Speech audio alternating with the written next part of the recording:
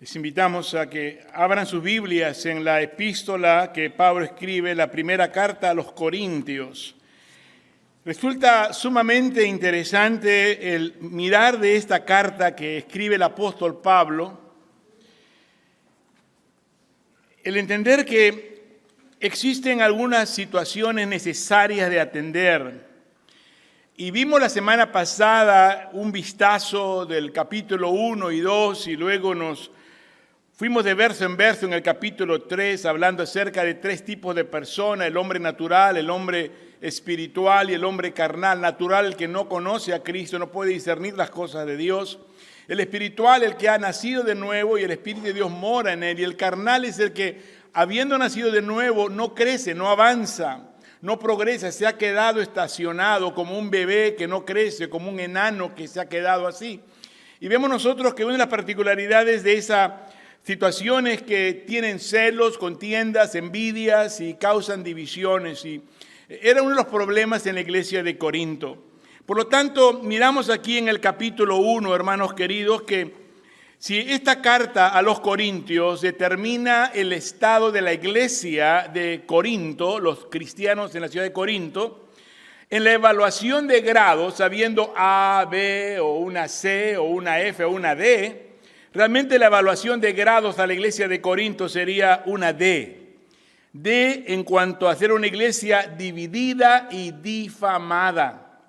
Debido a ello vemos que no es la iglesia, pero es la carta de Pablo la que vamos a estudiar porque trata con estos problemas. Y allí sí podemos decir que recibe de evaluación una A con el símbolo de plus o de más, lo máximo. Es una carta tremenda, fabulosa.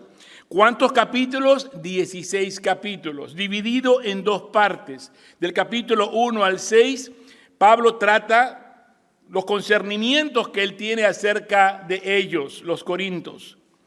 Y del capítulo 7 al 16 trata con las respuestas que Pablo tenía para ellos. Todos tenemos preguntas, concernimientos y queremos respuestas. Es una de las cosas que tanto yo y aquellos a quienes instruyo en el deber de la predicación, de que lo que predicamos sea algo relevante, y es relevante cuando es real y cuando responde a las preguntas que las personas tienen en sus mentes. Todo lo que podemos aprender de la Biblia es relevante porque es real y podemos nosotros identificarnos con ello. Vemos pues que en el capítulo 1 al 16 existen instrucciones sobre el ministerio efectivo. No solo ministerio, pero ministerio efectivo.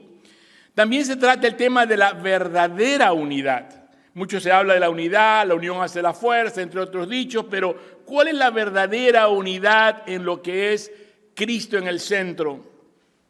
También en esta epístola se habla acerca del amor cristiano, así como de la madurez espiritual, así como el significado de la libertad. Y Pablo en esta carta también instruye sobre la conducta en la iglesia, habla de los dones espirituales y de la resurrección de los muertos. Así que por las próximas semanas vamos a estar siendo poderosamente instruidos y vamos a estar tratando temas que son de concernimiento para todos y dar respuesta a las preguntas que muchos tuvieran. Por supuesto, el capítulo 13 de 1 Corintios siempre resalta entre otros porque es el capítulo del amor. ¿Quieren repetirlo conmigo? El capítulo 13, ¿el capítulo de qué? Una vez más, dígalo fuerte. El capítulo 3, el capítulo de... en donde se da la definición de amor. Y lo que distingue esta carta tan gloriosa no es solamente el capítulo del amor, sino que es una carta práctica, aplicable a nuestras vidas, y nos ofrece una ayuda particular. Te va a ayudar, me va a ayudar, nos va a ayudar. Ayúdeme al decirle a usted que está sentado a su lado, dígale, esta carta nos va a ayudar. Dígale, por favor, esta carta nos va a ayudar, nos va a ayudar. Y simplemente en recapitulación vemos en el capítulo 1 acerca de una definición de quién es el que está escribiendo esta carta. En donde vemos nosotros, capítulo 1, versículo 1, Pablo dice, Pablo llamado a ser apóstol. Entendamos que Pablo está definiendo quién es él. Y por consiguiente, él es un enviado por Jesús. Dios lo ha enviado por medio de Jesucristo. Y luego dice algo interesante. Dice, Pablo llamado a ser apóstol, esto es ser enviado, de Jesucristo por la voluntad de Dios, y noten algo, y Sóstenes. Digan todos este nombre, ¿cuál es? Sóstenes. No es muy común, ¿verdad? No es muy tampoco familiarizado en las enseñanzas. Sóstenes, dice él, nuestro hermano. Me parece que es interesante y digno de darle una atención acerca de Sóstenes, a quien Pablo tiene a su lado. Vean conmigo, por favor, por un momento en el libro de Hechos del capítulo 18. Aquí es donde Pablo llega en su primer viaje misionero y da lugar a establecer lo que es la predicación de la palabra. Y suceden varias cosas aquí. Cuando él llega a la sinagoga de esa ciudad, la gente se levanta en revuelta contra él, y él, para evitar problemas, pues va con quien abre su casa, que es el vecino de la sinagoga. De ello vemos nosotros que el que dirigía la sinagoga pues se convirtió también, entre otros, y se reunían en una casa. Y quisieron ir en contra de ellos, yendo ante el gobierno romano, y vemos nosotros que realmente no tuvieron mayor resultado de lo que ellos pretendían. Pero aquí resulta ser que Sóstenes, aquel que había levantado la revuelta contra Pablo, que había levantado la revuelta para que prácticamente lo quitaran a Pablo, este es el Sóstenes que eventualmente se convierte. Ahora, un detalle que vemos en este capítulo 18 es que Sóstenes recibe una gran paliza. Yo me pregunto, ¿cuántas personas también que aunque se levantaron en contra de Dios e hicieron cosas, de repente les viene un gran escarmiento, pero después de ese gran escarmiento viene una gran conversión? ¿Cuántos dicen amén, hermanos? Y lo que quiero señalar aquí, y quizá ya lo pueden leer después en casa, el capítulo 18 del libro de Hechos, es de que aquellas personas que de principio suelen ser las más renuentes a la palabra del Señor, son las que eventualmente el Señor trata en una forma muy directa a ellos. Un ejemplo, usted le habla a alguien del Señor y ellos te escuchan con mucha cordialidad y todo. Ah, qué bien, pues qué bueno que usted haya encontrado su felicidad en el Señor, en la iglesia. Y como diciendo, este es asunto suyo y yo tengo el asunto mío, y punto y acabado. Pero cuando hay personas que realmente le refutan y le quieren contradecir lo que usted ha dicho, y aún se demuestran como que les da una exaltación de sentimiento, de agravio, ¿y por qué reacciona esta persona así? Es porque Dios está tratando con ellos. Aquella persona que es la que más reacciona fuertemente es a la persona que Dios está tratando. Por eso es importante en la predicación de la palabra de Dios entrar y salir igual. Es como que, pues sí, está bonito el mensaje, interesante, aprendí esto, lo otro y nada más. Pero cuando uno sale diciendo con la convicción, he de cambiar mi actitud, mi comportamiento, no puedo seguir igual, Señor, perdóname, ayúdame, ilumíname, es porque Dios está tratando contigo. Y así como Sóstenes, Dios tratará contigo también para que estés al lado del siervo de Dios, del pastor o del líder o del maestro que Dios ha puesto delante de ti. ¿Cuántos dicen gloria a Dios, hermanos? Solo hay una iglesia, y por eso dice aquí la iglesia en Corinto, no la iglesia de Corinto, sino la iglesia de Dios que está en Corinto. Es una sola la iglesia, que está obviamente localizada en todo el mundo. Así que por eso vemos nosotros que la descripción de esta ciudad de Corinto es un centro sur de Grecia, un lugar muy próspero. La realidad de esto era por su localidad. ¿Sabe usted que en lo que son bienes raíces hay 3 palabras de importante prioridad? Localidad, localidad, localidad. Es muy importante para el éxito de cualquier comercio o negocio en dónde está ubicado. Bueno, esta ciudad de Corinto está ubicada en un lugar muy estratégico, por lo tanto era muy próspera por el camino para hacia el comercio que las personas daban lugar a vivir. Era un centro de filosofía. Durante el día daban lugar a hablar de filosofías y de cosas que llevaban consigo el pensamiento. Estaban muy cerca, así como los de Atenas, también los de Corinto. Pero en las noches del templo Afrodita descendían 1000 mujeres prostitutas, rameras, que venían a vender sus encantos para recaudar fondos para el mantenimiento de su templo, lo cual hacía esta ciudad una ciudad sumamente corrupta y obviamente muy inmoral. Estaba estaba Pablo en Corinto cuando escribió a Roma. Obviamente él estaba mirando de cerca esta realidad de la inmoralidad y del pecado, y cuando escribe a los romanos, la epístola a los romanos capítulo 1, vemos la descripción de lo que él habla acerca de toda esta manera de cómo la carne y cómo el egoísmo y cómo la contradicción en cuanto a lo que significa lo que es Dios y lo que es la obra del Señor. Y bien, hermanos, pasemos por favor al capítulo 4 que nos corresponde ver en el día de hoy. Y dice así en el capítulo 4, hay 3 palabras que quiero que las podamos desarrollar en estos versículos que vamos a ver, 21 versículos. 3 palabras: el juicio, la humildad y el consejo. Lo pueden anotar si gustan, ténganlo presente, recuérdenlo. Capítulo 4 de Primera de Corintios, 3 palabras. ¿La repiten conmigo? El juicio, la humildad y el consejo. ¿Lo hacemos otra vez? El juicio, la humildad y el consejo. Y dice así Pablo, hablando acerca de cómo debemos de considerar a los líderes, a los pastores. Dice aquí: considérennos los hombres por ministros de Cristo. Los cristianos han de tomar en cuenta cuál es la posición de los ministros del Evangelio, los ministros de Jesucristo. Y Pablo nos dice qué es lo que ha de tomar en cuenta. No es cualquier otra cosa por alusión personal de alguien, por dones, por posición, por grados académicos, de preparación, etcétera, sino que debemos considerar que lo que somos, la palabra allí es uperetes. ¿Pueden repetir conmigo? Con H se escribe ¿cómo? Uperetes. La palabra ministros viene del original griego uperetes. Siervo, muchas veces se emplea la palabra doulos, que es siervo, esclavo, pero uperetes lleva una connotación aún más particular que habla acerca de los esclavos remeros que están al fondo de la galera del barco, en el tercer nivel, en el más bajo, y que simplemente van al son del tambor del capitán de ellos. Tum, tum, tum, y está, y regando. Simplemente remando, es todo lo que hay que hacer. Ellos tienen que simplemente seguir el ritmo del tambor y seguir ellos lo que se les está dictando que haga. Un ministro no es aquel que toma dirección o decisión particular, simplemente obedece al capitán del barco, y en este caso el capitán de nuestro barco es el Señor Jesucristo. ¿Cuántos dicen amén? Así que es muy importante el hecho de que la persona no se deje por sí misma influenciar pensando: yo soy el líder, yo soy el pastor, yo. No se trata de ti, se trata de Jesucristo.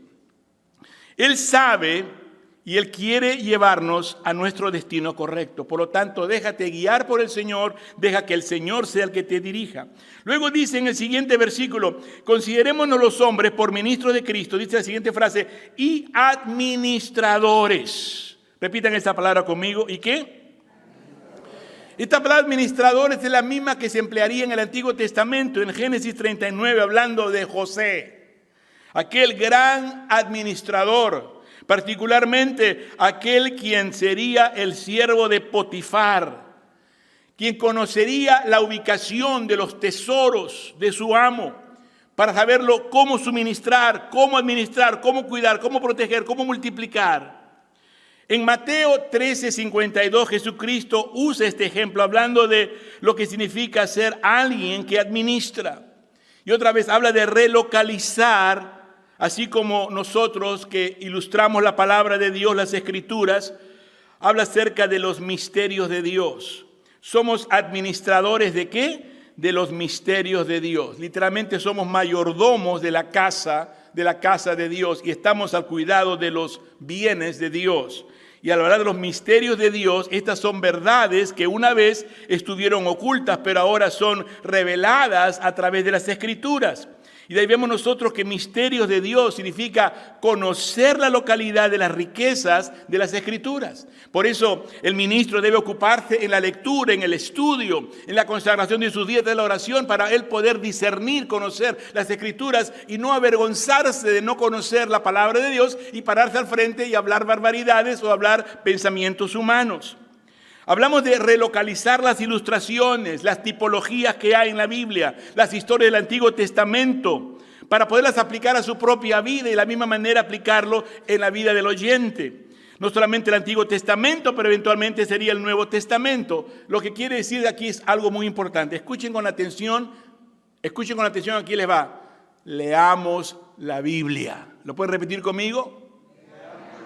Hermanos, no hay vuelta que darle. Somos sumamente responsables de ser ministros. Todo creyente es un ministro, de acuerdo al llamado que Dios te ha dado, de acuerdo a los dones que Él te haya repartido. Pero somos administradores de la multiforme gracia de Dios, de los tesoros, de los misterios de Dios, que está en la palabra de Dios. ¿Cómo vas a poder dar lo que no sabes ni entiendes? Es nuestra responsabilidad ser buenos administradores. En Segunda de Reyes, capítulo 3, Jeroboam, rey de Israel, llamó a Eliseo el profeta, diciéndole él que hicieran pozos en la arena seca, y que al día siguiente, dice la palabra, Dios los llenó de agua. Acudía al profeta de Dios para que dijera, ¿qué hacemos ante esta gran sequedad, ante esta gran necesidad? Y el profeta de Dios hablaba de parte de Dios. Hoy en día hay tantos problemas, tantas necesidades. ¿A quién acudimos? A Dios, por medio de su palabra. Señor, ¿qué es lo que debo de hacer? ¿Cómo debo de comportarme? ¿Qué acción debo de tomar en cuanto a ello? Y es por eso que vemos que la palabra de Dios representa el agua de Dios, que nos limpia, que nos purifica, que nos refresca, agua viva del Espíritu Santo. El Salmo 119, así como San Juan 15:3, Efesios 5:26, todo ello habla acerca de cómo dar cabida a nuestras vidas para que el Espíritu Santo venga, su palabra venga, nos llene y nos sature. Hermanos, lo que hay que entender aquí es que Pablo dice que la respuesta está en Jesucristo. Díganlo conmigo, ¿la respuesta está en quién? Yo diré, bueno, sí, ya lo sabemos, pero la gente quiere saber más del matrimonio, ¿verdad? La gente quiere saber acerca de la administración de las finanzas, la crianza a los hijos, entre otros temas más. Y si alguien se pensara y dice, si yo hubiera escrito la Biblia, no lo hubiera escrito por libros seccionados por capítulos que se hicieron para facilitar la lectura sistemática, pero lo escribiría por temas. O sea, el tema de la sección de la Biblia que habla del matrimonio, la sección que habla de las finanzas, la sección que habla de la crianza a los niños, etcétera, etcétera. Pero es que no es así, hermanos. Dios ha permitido que su palabra, que es viva y eficaz, más cortante que una espada de filo, haga esa obra en nosotros a medida que tú te disciplinas a leerla continuamente y dar lugar a que toda analogía, historia, figura, genealogía, dé lugar a conocer los misterios de Dios, esos tesoros escondidos entre las páginas de la Biblia, ya que la mente carnal no lo podrá discernir. Ni tampoco la natural, requerirá de una mente espiritual que a través de la lectura de la palabra de Dios. Alguien me decía, yo he estado leyendo Levíticos y he cumplido con leer todos los capítulos, no le entiendo nada, dice usted. Sí, pero tu alma se está nutriendo. Va a llegar el día en que cuando lo leas otra vez o cuando hagas correlación con otras partes de la Biblia, vas a decir, esto es algo que entiendo. O cuando un pastor, un maestro de la Biblia comienza a presentar lo que es la intercepción, lo que es el insertar, lo que es la hermenéutica, la interpretación de las Escrituras, uno comienza a decir, ahora, y se ilumina la mente y el corazón. Así que vemos, hermanos, que dice versículo 1, considérenos los hombres por ministros de Cristo y administradores de los misterios de Dios. Y luego dice verso 2, mas ahora se requiere en los administradores que cada uno, prepárense para decir todos juntos, que cada uno sea hallado. ¿Cómo? No está hablando que sea hallado con éxito, que sea hallado con grande éxito. No dice que sea hallado con fidelidad. Y en el versículo 2, la palabra fidelidad debe marcarse con bastantes sobrelíneas, porque es diferente a cómo Dios ve las cosas. No hace mucho estuvimos estudiando el libro de Jonás, por ejemplo. Tiempo atrás estudiamos el libro de Jeremías. Es fácil de reconocer que Jonás fue un siervo desobediente, rebelde, ¿verdad?, con actitudes negativas. Y Dios trató con él, finalmente le dio otra oportunidad y bueno, hizo lo que Dios le mandó a hacer y cuando lo hizo no de muy buena gana, pero sin embargo el resultado fue que toda una ciudad se convirtió a Dios y por ello fueron guardados de ser destruidos en ese tiempo. Muchos dirían, si Jonás estuviera vivo ahorita, él sería el pastor de las iglesias grandes, el predicador de las conferencias. ¿Qué acerca de Jeremías? Jeremías, aquel que estuvo predicando lo que Dios le decía que dijera en medio de otros profetas falsos que decía lo que la gente quería escuchar. Con Jeremías no se convirtió ni siquiera un alma, repitan. ¿Cuántos se convirtieron con Jeremías? Ni un alma, hermanos. Si Jeremías estaría vivo aquí, es aquel que está sentado allá atrás al final y nadie le da importancia, nadie le pregunta qué, ni cómo, ni cuándo, ni dónde. Sin embargo, ante los ojos de Dios yo puedo estar convencido de esto, de que Jeremías fue fiel al Señor hasta el final. Pero Jonás, tenemos nosotros nuestras preguntas y conjeturas acerca de ello. Hermanos, no seas como Jonás, sé más bien como Jeremías. Amén. Seamos fieles, que seamos encontrados fieles ante el Señor. Como se expresó, vemos Dios no exige éxito, que lo que hagas prospere y crezca y se desarrolle y recibas un renombre, un reconocimiento de gente. No. Él simplemente pide que seamos fieles. Solamente que seas fiel. Haz lo que Dios te mandó a hacer. Sé obediente en lo que Él te manda. Es todo lo que Él te pide. Versículo 3. Yo en muy poco tengo el ser juzgado de vosotros. Habla acerca de juzgar en cuanto a los motivos. ¿Cómo alguien puede juzgar a alguien si no conoce su corazón? Solo Dios conoce el corazón. Asimismo también en cuanto al juicio humano. Otros que fácilmente pueden hacer juicio de ti, prejuicio decimos, ¿no? Piensan esto, piensan lo otro, hablan inclusive sin tener conocimiento completo.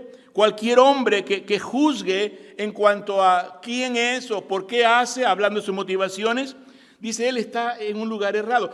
Pablo dice, ni aún yo me juzgo a mí mismo. Fíjese aquí que en efecto un creyente en realidad no tiene la capacidad de juzgarse ni siquiera a sí mismo. Capacidad para que uno diga, oh, yo estoy bien. No, tampoco puedes tú decir eso porque tú no sabes realmente ni aún lo que tu corazón te dice. En Jeremías nos dice la palabra de Dios que el corazón es engañoso y perverso sobre todas las cosas. ¿Quién lo conocerá? Si están tomando nota, anote esta palabra, expectativas. Todos tenemos ciertas expectativas y a veces las tenemos en otros más que en uno mismo. Esperamos que él o que ellos hagan esto y hagan lo otro, y si no lo hacen acorde a tu perspectiva, entonces tú comienzas a prejuzgarlos a ellos cuando no sabes toda la historia, no sabes todos los pormenores. Asimismo, habrá gente que dirá, yo tengo mi conciencia tranquila, yo estoy bien, allá tú con lo que pienses de mí. Sí, pero tampoco esa postura es sana, porque habrá casos de personas que tienen la conciencia tranquila porque tienen mala memoria. Se han olvidado de lo que han hecho, se han olvidado de cómo han actuado en ciertas situaciones. Repito, el corazón es engañoso y perverso de todas las cosas. ¿Quién conocerá el corazón? Dice la Biblia, yo conozco tu corazón. Anoten Jeremías 17:9. En otras palabras, dejemos el juicio a Dios. ¿Pueden repetir esta frase conmigo? Dejemos el juicio a Dios. Versículo 4 dice, porque aún de nada tengo mala conciencia. O sea que el veredicto de mi propia conciencia me absuelve de toda infidelidad. Todo el mundo dice que está bien. Oh, yo estoy bien. Pero intencionalmente nos damos cuenta que somos insuficientes de poder realmente discernir en cuanto a nuestra situación, porque Dios ve más claramente que nosotros. Él escudriña nuestro corazón y nosotros ni siquiera nuestro propio corazón, mucho menos el corazón de otra persona. Dice Pablo, no por eso soy justificado. No sé de que haya nada malo en mi vida, pero probablemente lo haya. Yo dejo que Dios sea el que me juzgue en cuanto a por qué hice esto, o por qué fui allá, o por qué dije esto y lo otro. La parte final, verso 4, el que me juzga es el Señor. Diga conmigo todos, el que me juzga es el Señor, es el de mando final. De hecho, el único juez verdadero es Dios y Él nos va a juzgar. Y habla acerca particularmente de saber que en aquel día del juicio, está hablando acerca del tribunal de Cristo, seremos probados con fuego y aquello que hicimos, ciertamente, si es heno, hojarasca o madera, se va a quemar, consumir, no va a quedar nada. Pero si lo que hicimos fue con la motivación correcta, será oro, plata o piedras preciosas, entonces ciertamente eso será de lo cual Dios nos dará la recompensa en aquel día. No es nuestro deber el de ser aquellos quienes juzguemos a otros, sino el de dejarle el juicio a Dios y hacer todo lo que hagas con la intención mayor de un corazón limpio. Verso 5 dice, así que no juzguéis nada antes de tiempo, antes que venga el Señor. Una vez más se refiere al próximo tribunal de Cristo. Cuando muramos, Los cristianos seremos transportados al cielo y llegará el momento en que seremos juzgados en el tribunal de Cristo, de acuerdo a las buenas obras o malas obras, recibiremos recompensa o no recibiremos ninguna recompensa. De eso está hablando. Dice, cuando venga el Señor, el cual también aclarará lo oculto de las tinieblas y manifestará los intentos de los corazones. Así que ese será el momento de la verdad. El Señor revelará los motivos verdaderos detrás de las acciones que su pueblo hiciera. Dice, y entonces cada uno tendrá de Dios la alabanza. En realidad quiere decir la alabanza cual y como cada uno la ha de merecer, no de otra manera.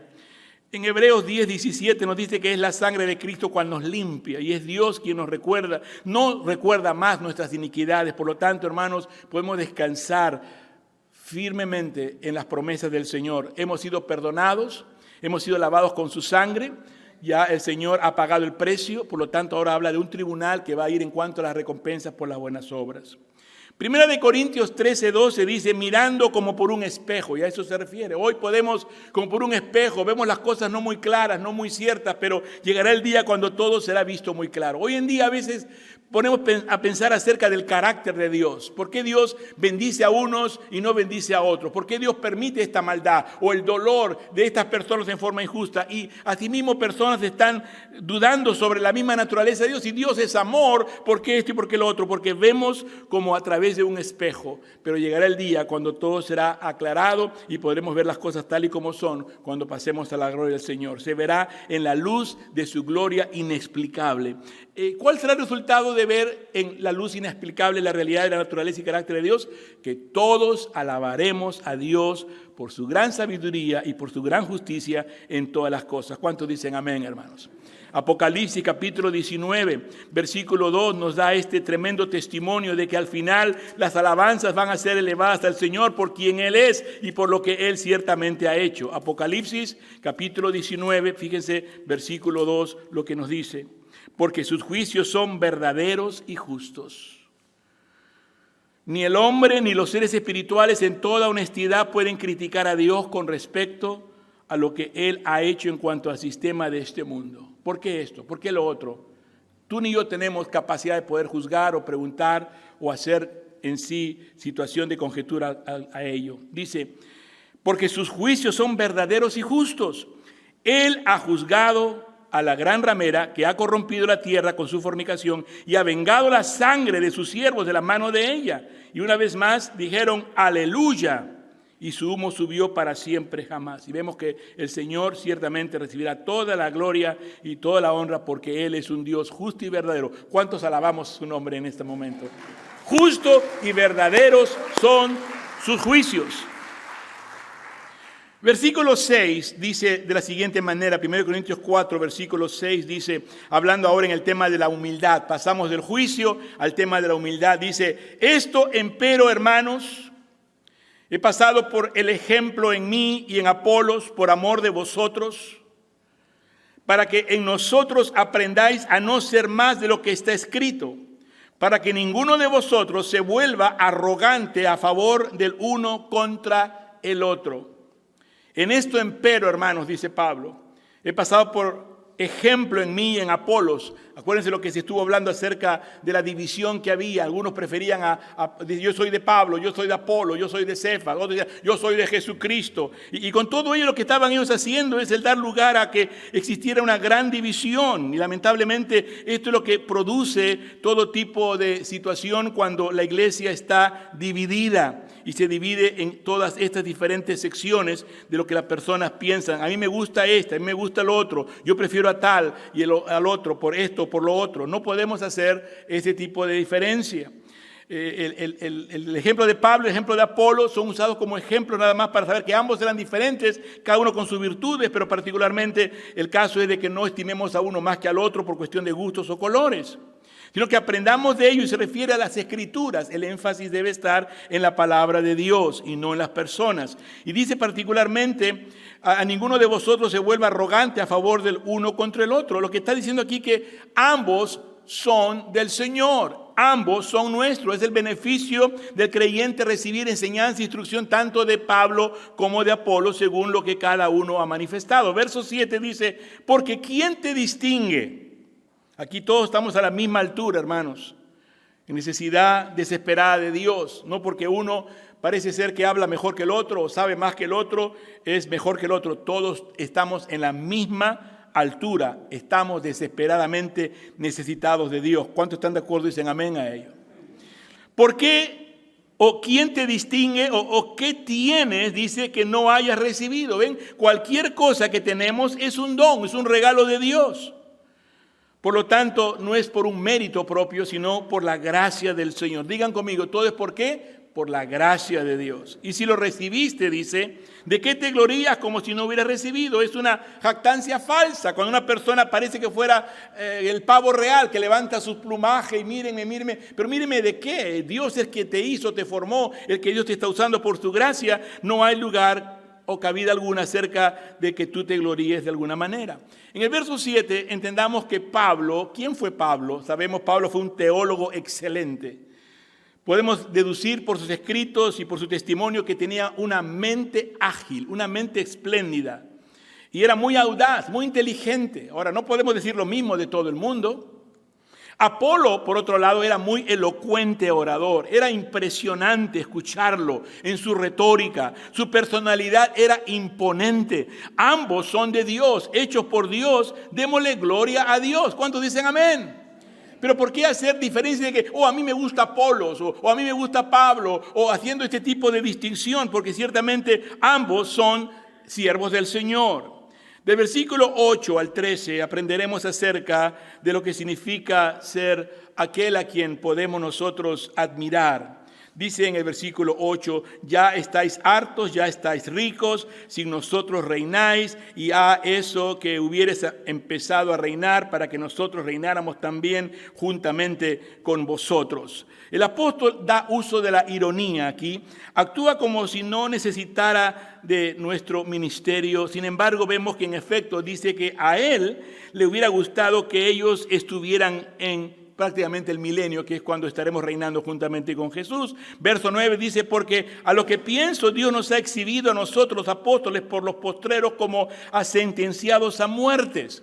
Tiene en mente allá en Roma los gladiadores en la arena, en donde estaban ellos designados a morir. Era cuestión de quién mataba a quién, pero al final siempre todos terminaban siendo ejecutados por alguien más y eran el espectáculo de diversión para todo el pueblo. Porque dicen, porque somos hechos espectáculo al mundo y a los ángeles y a los hombres. ¿Qué hicieron aquí? Exhibieron en un teatro a hombres y mujeres llamados por Dios como un espectáculo al mundo de los hombres y a los ángeles. Verso 10, nosotros somos, dice, necios por amor de Cristo. Continuamos siendo el espectáculo. La gente mira a los ministros, a los siervos de Dios, a los pastores, y siempre hablarán de ellos, siempre criticarán a ellos. Son el espectáculo, son los que están a vista de todo el mundo.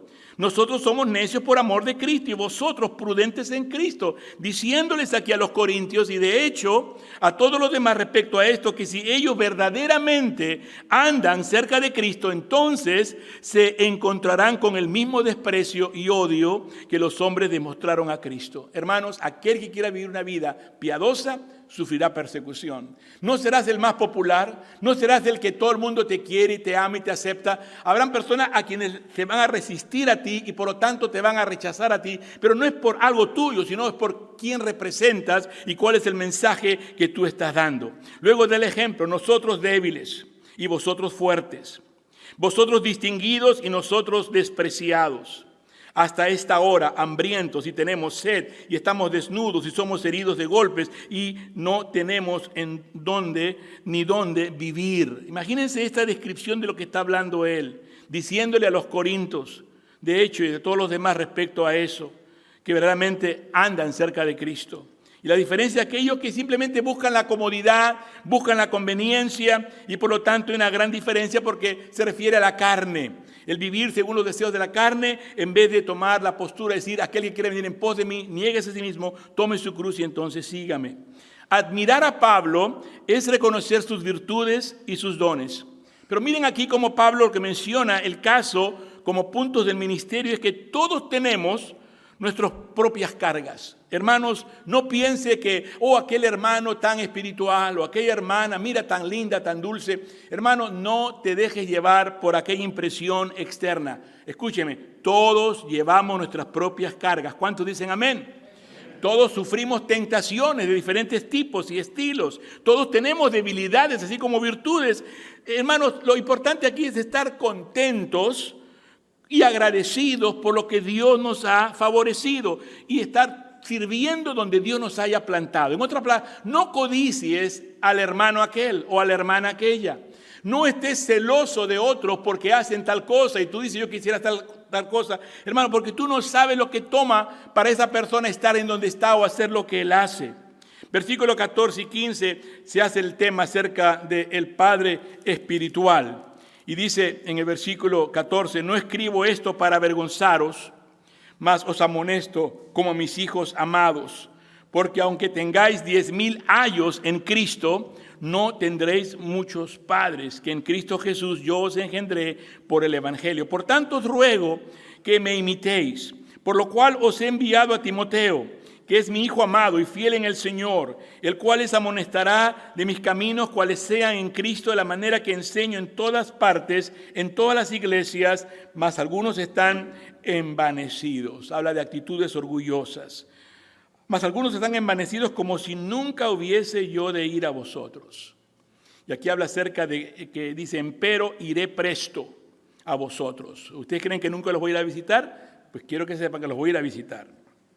Verso 19, empero iré presto a vosotros, si el Señor quisiere, o sea, si es la voluntad de Dios, ¿no? Un espíritu humilde, de dependencia. Yo voy aquí, voy allá, voy a hacer esto, pero si Dios quiere, es muy importante. Como dicen en México, si Dios me da licencia, dice, ¿no? Pero por otro lado, no están esperando la licencia, o si no hacen una licencia chueca y siempre hacen lo que quieren hacer. No está hablando de eso, Pablo. Está humildemente dependiendo de Dios. Cuando tú y yo realmente y humildemente dependemos de Dios, si Dios abre la puerta o la cierra, aceptamos y simplemente esperamos la voluntad del Señor. Pablo dice, entenderé, empero iré pronto a vosotros si el Señor quisiere y entenderé. No las palabras de los que andan arrogantes, sino el poder. Hermanos, es fácil para cualquier persona que se cree a sí misma en una forma equivocada el sentirse arrogante, hablar con cierto aire de soberbia. Pero vemos aquí que Pablo dirige estos comentarios a aquellos que realmente creían que su espiritualidad era más que la de él. A Pablo lo juzgaban de no tener realmente los reconocimientos que él debería tener para ser apóstol. A Pablo trataban de prácticamente juzgar de un lugar porque no querían, rechazaban su autoridad de apostolado, rechazaban sus palabras que eran fuertes y eran directas. Y así hay mucha gente que no les gusta que les digan la verdad porque la verdad duele, pero la verdad a ti mismo sana. ¿Cuántos dicen amén, hermanos? El mensaje de la cruz cambia vidas. Y si tu vida no ha cambiado aún, pregúntate por qué será. ¿Será que aún nos falta predicar de Cristo? ¿Será que nos gusta hablar de temas interesantes que involucran a la gente para mejorar su estado de vida o en cuanto a áreas de cómo poder vivir mejor o predicar a Cristo? El mensaje de la cruz cambia vidas, cambia del corazón hacia afuera, de la raíz del problema. Y es así lo que es el poder de Dios. Versículo 21 dice, ¿qué queréis? Y realmente vemos que viene del Espíritu Santo y entrega un ultimátum. Dice, iré a vosotros con vara o con caridad y espíritu de mansedumbre. Entonces, si la cruz, hermanos, es rechazada, el problema al final es en la oferta, aceptada o todo lo opuesto. ¿Aceptas tú la palabra fuerte, dura y tal como se ha escrito y se está leyendo? O ciertamente tú la rechazas, te opones a ella. No, dice, no es para tanto. Bueno, sí, pero esto no, pero esto lo otro. Hermanos queridos, veamos por favor de versículo 17 al 21, luego de la responsabilidad de lo que significa ser ejemplos. Dice él, vengo en breve. Y la pregunta es, ¿será un festival de amor cuando venga y llegue con ustedes o será un día de disciplina? Jesús dijo, vengo pronto en Apocalipsis 22:20 y asimismo sabemos que en aquel día Jesucristo dirá una u otra respuesta. Dirá, apartaos de mí, hacedores de mal, nunca os conocí. O bien Jesucristo dirá, bien hecho, buen siervo fiel, entrar a la posada que he preparado para ustedes. El versículo 16, hermanos, dice: por tanto os ruego, la palabra es suplico, que me imitéis. Qué responsabilidad tan grande tenemos todos los ministros, todos los cristianos, de tener en sí el hecho de poderse preguntar: ¿puedo yo decirle a alguien que me imiten en cuanto a la vida devocional, leer la Biblia, orar, servir a Dios, en cuanto a tu responsabilidad como rol, hombre casado, soltero o viudo, o lo que fuera el caso, y poder dar lugar a hacer ese testimonio? Sean ustedes imitadores de mí, dice Pablo. Y Pablo, sabemos que él predicó la cruz. Habla en cuanto a vivir una cruz que lo lleva a una muerte continua. Y él sabía que si alguno experimentara esa victoria que nos da el morir a nuestra carne para vivir en el poder de la resurrección, tendríamos que hacerlo todo por la cruz. Hermanos queridos, hay que morir para realmente aprender a vivir. Ya no vivo yo, mas Cristo vive en mí. Y lo que vivo en la carne lo vivo en la fe del Hijo de Dios, quien murió y dio su vida por mí. Nos ponemos de pie para orar. Padre, te damos gracias por tu palabra, que es viva y eficaz. Y te damos gracias, Señor, por lo que significa ser un servidor tuyo, un ministro, llamado a ser un ejemplo. Y, Señor, al recibir el consejo de Pablo, el ejemplo de su humildad y la enseñanza en cuanto a no hacer juicio de nadie, por nada, ni aun de uno mismo, pero dejar el juicio a Dios. Y el nunca hacer comparaciones entre uno y otro, sino el saber que todos somos de ti y lo que tenemos de ti lo hemos recibido. Ayúdanos, Señor, en este punto de nuestra vida cristiana. Ayúdanos a madurar, a crecer y a corresponderte, Señor, como siervos, como ministros. Señor, ayúdanos a que cada uno responda al llamado que hemos recibido debido a tu misericordia. Ayúdanos a ser ministros, uperetes, siervos, que sigamos el trabajo al ritmo del tambor del capitán, en la voz de su mando, porque Él nos quiere llevar a nuestro destino perfecto. Igualmente, Señor, que seamos buenos administradores de los misterios de Dios, que descubramos de estas riquezas que se encuentran en tu palabra, Señor, y sepamos suministrarla, sepamos, Señor, encontrarlas y compartirlas y divulgarlas al mundo entero. Oh, cuánto amo tu palabra, dice el salmista, es mi meditación de día y de noche. Tu palabra es lámpara a mis pies y lumbrera a mi camino. Señor, tu palabra, la exposición de ella alumbra los ojos y da entendimiento a los simples. Bendice, Señor, a cada hombre y mujer que está aquí. Ayúdanos a acercarnos a ti. Oh Cristo, Rey de Reyes, Señor de Señores, el Mesías, el enviado del Padre, el prometido de Dios, el Cristo. Revélate a nosotros, Señor, así como lo hiciste con Pedro. Jesús le preguntó a Pedro y los discípulos: ¿quiénes dicen que soy yo? Y dijeron Jeremías. Nunca dijeron Jonás, porque Jonás realmente, sabemos, no es al nivel de Jeremías. Jeremías fue un siervo fiel y lo identificaron a Jesús como con Jeremías. ¿Será Jeremías? Otros dijeron, ¿será Juan el Bautista? Otros dijeron, ¿y tú quién dices que soy yo? Y Pedro dijo, tú eres el Cristo, el Hijo del Dios viviente. Y Jesús le diría a Pedro, Simón, hijo de Jonás, esto no fue revelado por carne ni por sangre, pero mi Padre que está en los cielos te dio revelación. Y pedimos nosotros que así sea revelado a tu corazón y a tu mente quién es Cristo. Y el mensaje de la cruz, y el amor de Dios, y la gloria de Dios. Número uno, admitir que somos pecadores. La Biblia dice que todos somos pecadores y estamos destituidos de la gloria de Dios. Número dos, debemos de reconocer que Cristo murió en la cruz por nuestros pecados. La paga del pecado es muerte, mas la dádiva de Dios es vida eterna en Jesucristo. Y debemos de arrepentirnos, porque no basta con decir yo creo, pero no te arrepientes. Hay que arrepentirte, cambio de mente, cambio de corazón, cambio de dirección. Decirle ya no más a aquel camino incorrecto, aquel alejamiento de Dios. ¿Estamos corriendo hacia Dios o estamos corriendo alejándonos de Dios? Tú hazte la pregunta y respóndete a ti mismo. Pero si nos arrepentimos, nos tornaremos hacia Dios, pidiéndole perdón, abriendo nuestro corazón. Dice, Señor, te invito a venir a vivir dentro de mí. Ven a mi vida, cámbiame, transforma, ilumíname, límpiame de todo mal. Dice la Biblia que Él entrará y tendrá comunión contigo. Te perdonará todos tus pecados, llenará el vacío de tu corazón, te dará vida nueva, vida abundante, vida eterna. Esto es gratuitamente para ti. Levanten sus manos al cielo en este momento y hagan conmigo esta oración de fe. esta oración sencilla, pero que sean tus palabras transmitidas por medio de esta expresión. Digan: Señor Jesús, admito que soy un pecador, reconozco que moriste por mí en la cruz y me arrepiento de todo lo malo que he hecho. Te abro mi corazón y te invito a venir a vivir dentro de mí. Perdona mis pecados, recibo la salvación y el regalo de la vida eterna. He de vivir por ti y para ti y de seguirte el resto de mi vida. Te amo, Señor, porque tú me amaste primero. Démosle al Señor toda la gloria y la honra. ¡Aleluya! Alabémosle con todo el corazón.